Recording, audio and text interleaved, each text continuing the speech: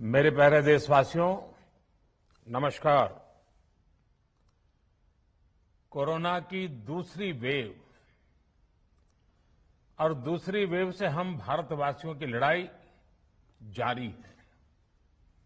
दुनिया के अनेक भारत भी इस लड़ाई के दौरान बहुत बड़ी पीड़ा से गुजरा है। हम में से कई लोगों ने अपने परिजनों को, अपने परिचितों को खोया है। ऐसे सभी परिवारों के साथ मेरी पूरी संवेदनाएं हैं।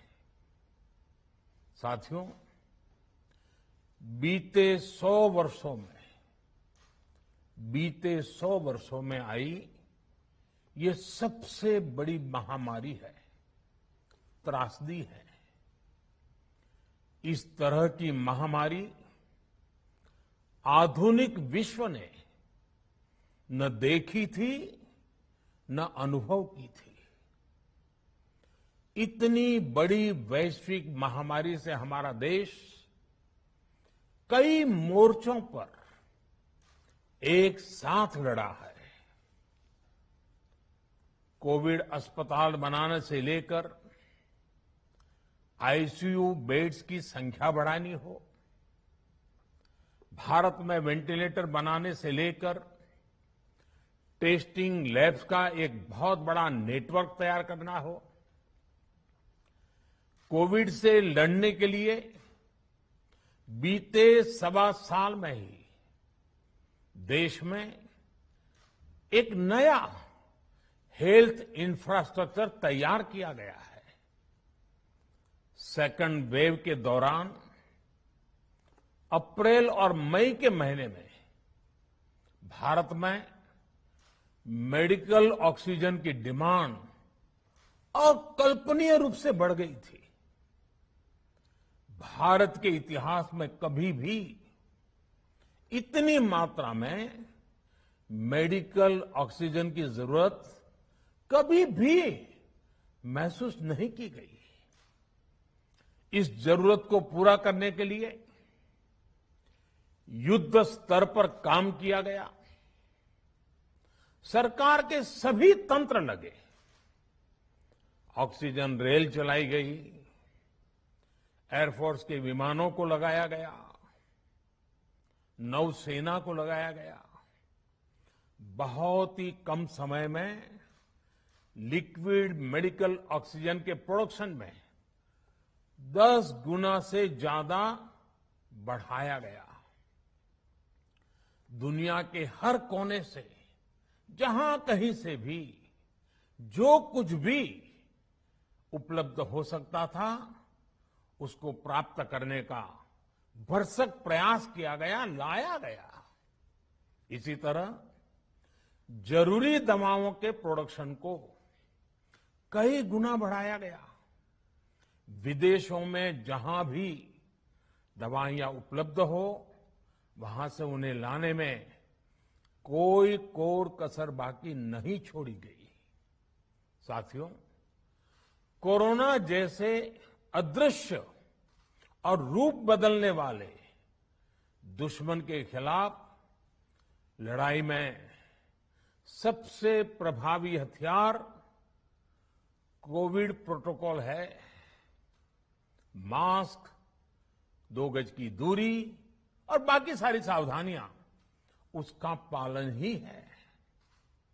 इस लड़ाई में वैक्सीन हमारे लिए सुरक्षा कवच की तरह है। आज पूरे विश्व में वैक्सीन के लिए जो मांग है, उसकी तुलना में उत्पादन करने वाले देश और वैक्सीन बनाने वाली कंपनियां बहुत कम है, इन्हीं गिनी हैं। कल्पना करिए कि अभी हमारे पास भारत में बनी वैक्सीन नहीं होती तो आज भारत जैसे विशाल देश में क्या होता। आप पिछले 50-60 साल का इतिहास देखेंगे तो पता चलेगा कि भारत को विदेशों से वैक्सीन प्राप्त करने में दशकों लग जाते थे।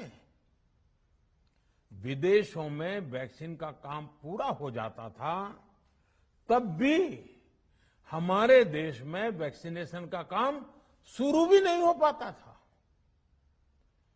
पोलियो की वैक्सीन हो, स्मॉल पॉक्स, जहां गांव में हम इसको चेचक कहते हैं, चेचक की वैक्सीन हो, हेपेटाइटिस बी की वैक्सीन हो, इनके लिए देशवासियों ने दशकों तक इंतजार किया था। जब 2014 में देशवासियों ने हमें सेवा का अवसर दिया, तो भारत में वैक्सीनेशन का कवरेज 2014 में भारत में वैक्सीनेशन का कवरेज सिर्फ 60% के आसपास था, 60% के आसपास था। और हमारी दृष्टि में ये बहुत चिंता की बात थी। जिस रफ्तार से भारत का टीकाकरण कार्यक्रम चल रहा था, उस रफ्तार से देश को 100% टीकाकरण कवरेज का लक्ष्य हासिल करने में करीब करीब 40 साल लग जाते हैं। हमने इस समस्या के समाधान के लिए मिशन इंद्रधनुष को लॉन्च किया।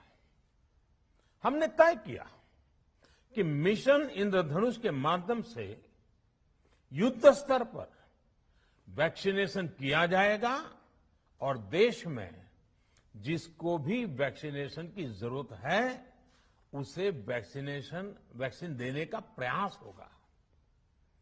हमने मिशन मोड में काम किया और सिर्फ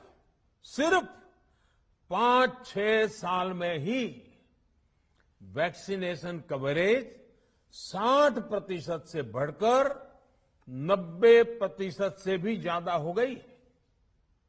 60 से 90, यानी हमने वैक्सीनेशन की स्पीड भी बढ़ाई और दायरा भी बढ़ाया।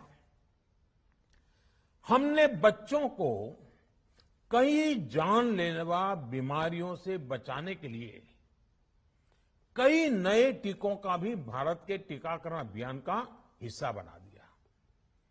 हमने इसलिए किया क्योंकि हमें हमारे देश के बच्चों की चिंता थी, गरीब की चिंता थी, गरीब के उन बच्चों की चिंता थी जिन्हें कभी टीका लग ही नहीं पाता था।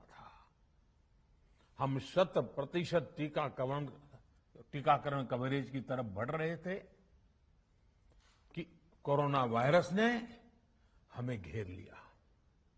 देश ही नहीं, दुनिया के सामने फिर पुरानी आशंकाएं घिरने लगी कि अब भारत कैसे इतनी बड़ी आबादी को बचा पाएगा।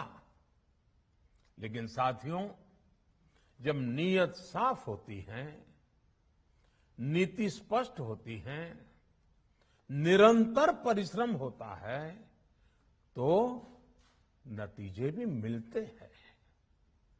हर आशंका को दरकिनार करके भारत ने 1 साल के भीतर ही एक नहीं बल्कि 2 made in India vaccine launch कर दी। हमारे देश ने, देश के वैज्ञानिकों ने ये दिखा दिया कि भारत बड़े बड़े देशों से पीछे नहीं है। आज जब मैं आपसे बात कर रहा हूं तो देश में 23 करोड़ से ज्यादा वैक्सीन की डोज दी जा चुकी है। 23 करोड़। साथियों, हमारे यहां कहा जाता है, विश्वासेन सिद्धिः, विश्वासेन सिद्धिः, अर्थात हमारे प्रयासों में हमें सफलता तब मिलती है जब हमें स्वयं पर विश्वास होता है। हमें पूरा विश्वास था कि हमारे वैज्ञानिक बहुत ही कम समय में वैक्सीन बनाने में सफलता हासिल कर लेंगे। इसी विश्वास के चलते जब हमारे वैज्ञानिक अपना रिसर्च वर्क कर ही रहे थे, तभी हमने लॉजिस्टिक्स और दूसरी तैयारियां शुरू कर दी थी। आप सब भली भांति जानते हैं कि पिछले साल यानी 1 साल पहले, पिछले साल अप्रैल में जब कोरोना के कुछ ही हजार केस थे, उसी समय वैक्सीन टास्क फोर्स का गठन कर दिया गया था। भारत के लिए वैक्सीन बनाने वाली कंपनियों को सरकार ने हर तरह से सपोर्ट किया। वैक्सीन निर्माताओं को क्लिनिकल ट्रायल में मदद की गई, रिसर्च और डेवलपमेंट के लिए जरूरी फंड दिया गया।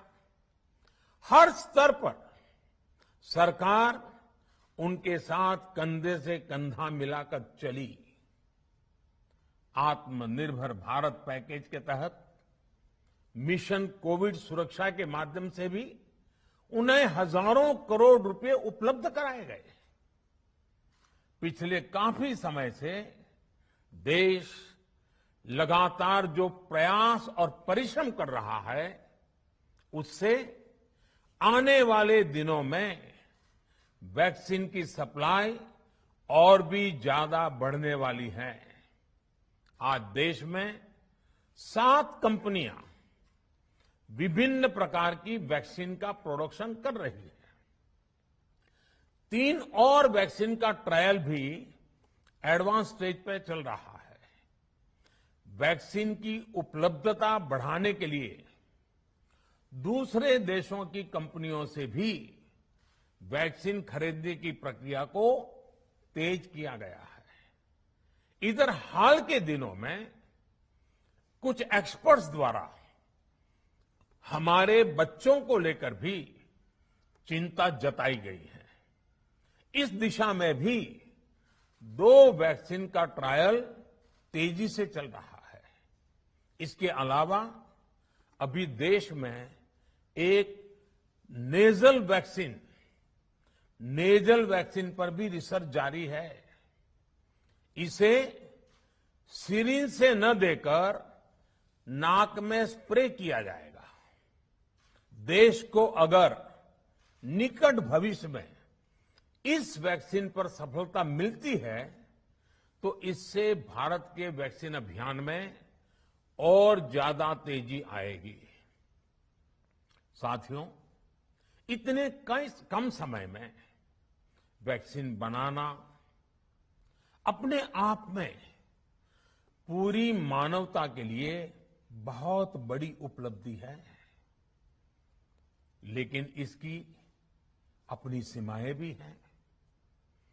वैक्सीन बनने के बाद भी दुनिया के बहुत कम देशों में वैक्सीनेशन प्रारंभ हुआ और ज्यादातर समृद्ध देशों में ही शुरू हुआ। WHO ने वैक्सीनेशन को लेकर गाइडलाइंस दी।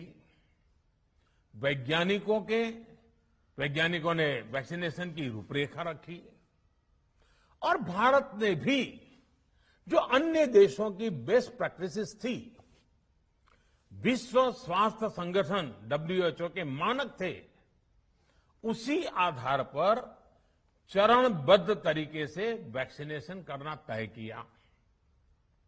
केंद्र सरकार ने मुख्यमंत्रियों के साथ हुई अनेकों बैठकों से जो सुझाव मिले, संसद के विभिन्न दलों के साथियों द्वारा जो सुझाव मिले, उसका भी पूरा ध्यान रखा। इसके बाद ही ये तय हुआ कि जिन्हें कोरोना से ज्यादा खतरा है, उन्हें प्राथमिकता दी जाएगी। इसलिए ही हेल्थ वर्कर्स, फ्रंटलाइन वर्कर्स, 60 वर्ष की आयु से ज्यादा के नागरिक, बीमारियों से ग्रसित 45 वर्ष से ज्यादा आयु के नागरिक, इन सभी को वैक्सीन पहले लगनी शुरू हुई है। आप कल्पना कर सकते हैं कि अगर कोरोना की दूसरी वेव से पहले हमारे फ्रंटलाइन वर्कर्स को वैक्सीन नहीं लगी होती तो क्या होता? सोचिए, हमारे डॉक्टर्स, नर्सिंग स्टाफ को वैक्सीन ना लगी तो क्या होता?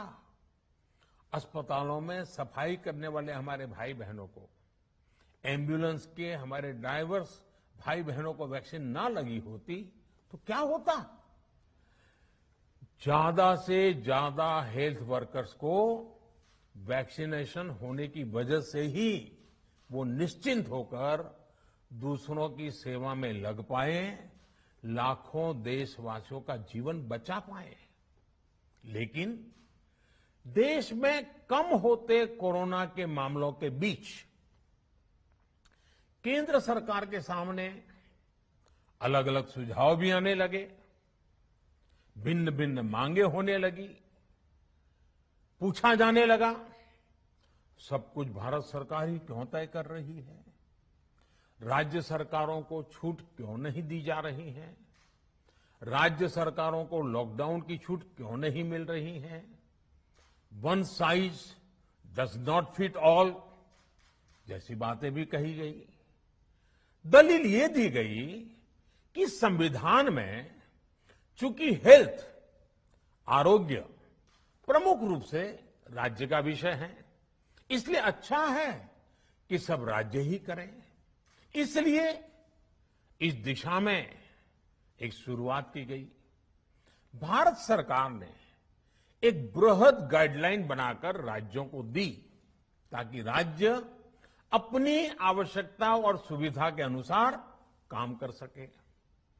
स्थानीय स्तर पर कोरोना कर्फ्यू लगाना हो, माइक्रो कंटेनमेंट जोन बनाना हो, इलाज से जुड़ी व्यवस्थाएं हो, भारत सरकार ने राज्यों की इन मांगों को स्वीकार किया। साथियों, इस साल 16 जनवरी से शुरू होकर अप्रैल महीने के अंत तक भारत का वैक्सीनेशन कार्यक्रम मुख्यतः केंद्र सरकार की देखरेख में ही चला। सभी को मुफ्त वैक्सीन लगाने के मार्ग पर देश आगे बढ़ रहा था। देश के नागरिक भी अनुशासन का पालन करते हुए अपनी बारी आने पर वैक्सीन लगवा रहे थे। इस बीच कई राज्य सरकारों ने फिर कहा कि वैक्सीन का काम डिसेंट्रलाइज किया जाए और राज्यों पर छोड़ दिया जाए। तरह तरह के स्वर उठे, जैसे कि वैक्सीनेशन के लिए एज ग्रुप क्यों बनाए गए। दूसरी तरफ किसी ने कहा कि उम्र की सीमा आखिर केंद्र सरकार ही क्यों तय करे। कुछ आवाजें तो ऐसी भी उठी कि बुजुर्गों का वैक्सीनेशन पहले क्यों हो रहा है। भांति भांति के दबाव भी बनाए गए। देश के मीडिया के एक वर्ग ने इसे कैंपेन के रूप में भी चलाया। साथियों, काफी चिंतन मनन के बाद इस बात पर सहमति बनी कि राज्य सरकारें अपनी तरफ से भी प्रयास करना चाहती हैं, तो भारत सरकार को क्यों इतराज हो और भारत सरकार इतराज क्यों करे। राज्यों की इस मांग को देखते हुए, उनके आग्रह को ध्यान में रखते हुए 16 जनवरी से जो व्यवस्था चली आ रही थी, उसमें प्रयोग के तौर पर एक बदलाव किया गया। हमने सोचा कि राज्य ये मांग कर रहे हैं, उनका उत्साह है, तो चलो भाई 25% का काम उन्हीं को सुपुर्द कर दिया जाए, उन्हीं को दे दिया जाए।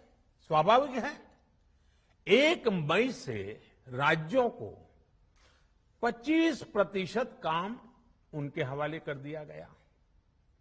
उसे पूरा करने के लिए उन्होंने अपने अपने तरीके से प्रयास भी किए। इतने बड़े काम में किस तरह की कठिनाइयां आती हैं, ये भी उनके ध्यान में आने लगा। उनको पता चला पूरी दुनिया में वैक्सीन की क्या स्थिति है, इसकी सच्चाई से भी राज्य परिचित हुए।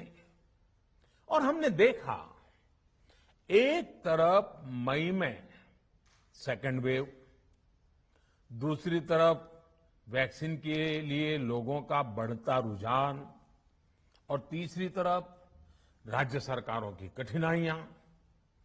मई में 2 सप्ताह बीतते बीतते कुछ राज्य खुले मन से ये कहने लगे कि पहले वाली व्यवस्था ही अच्छी थी। धीरे धीरे इसमें कई राज्य सरकारें जुड़ती चली गई। वैक्सीन का काम राज्यों पर छोड़ा जाए, जो इसकी वकालत कर रहे थे उनके विचार भी बदलने लगे। एक अच्छी बात रही कि समय रहते राज्य पुनर्विचार की मांग के साथ फिर आगे आए।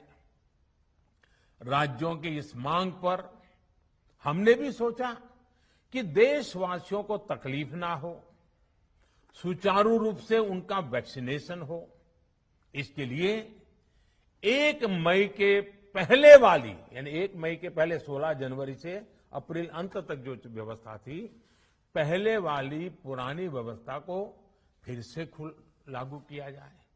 साथियों, आज ये निर्णय लिया गया है कि राज्यों के पास वैक्सीनेशन से जुड़ा जो 25% काम था, उसकी जिम्मेदारी भी भारत सरकार उठाएगी। ये व्यवस्था आने वाले 2 सप्ताह में लागू की जाएगी। इन 2 सप्ताह में केंद्र और राज्य सरकारें मिलकर नई गाइडलाइंस के अनुसार आवश्यक तैयारी कर लेंगी। संयोग है कि 2 सप्ताह बाद 21 जून को ही अंतर्राष्ट्रीय योग दिवस भी है। 21 जून सोमवार से देश के हर राज्य में 18 वर्ष से ऊपर की उम्र के सभी नागरिकों के लिए भारत सरकार राज्यों को मुफ्त वैक्सीन मुहैया कराएगी। वैक्सीन निर्माताओं से कुल वैक्सीन उत्पादन का 75% हिस्सा भारत सरकार खुद ही खरीदकर राज्य सरकारों को मुफ्त देगी। यानी देश की किसी भी राज्य सरकार को वैक्सीन पर कुछ भी खर्च नहीं करना होगा। अब तक देश के करोड़ों लोगों को मुफ्त वैक्सीन मिली है। अब 18 वर्ष की आयु के लोग भी इसमें जुड़ जाएंगे। सभी देशवासियों के लिए भारत सरकार ही मुफ्त वैक्सीन उपलब्ध करवाएगी। गरीब हो, निम्न मध्यम वर्ग हो, मध्यम वर्ग हो या फिर उच्च वर्ग, भारत सरकार के अभियान में मुफ्त वैक्सीन ही लगाई जाएगी। हां, जो व्यक्ति मुफ्त में वैक्सीन नहीं लगवाना चाहते, प्राइवेट अस्पताल में वैक्सीन लगवाना चाहते हैं, उनका भी ध्यान रखा गया है। देश में बन रही वैक्सीन में से 25% प्राइवेट सेक्टर के अस्पताल सीधे ले पाए, ये व्यवस्था जारी रहेगी। प्राइवेट अस्पताल वैक्सीन की निर्धारित कीमत के उपरांत एक डोज पर अधिकतम 150 रुपये ही सर्विस चार्ज ले सकेंगे। इसकी निगरानी करने का काम राज्य सरकारों के पास ही रहेगा। साथियों, हमारे शास्त्रों में कहा गया है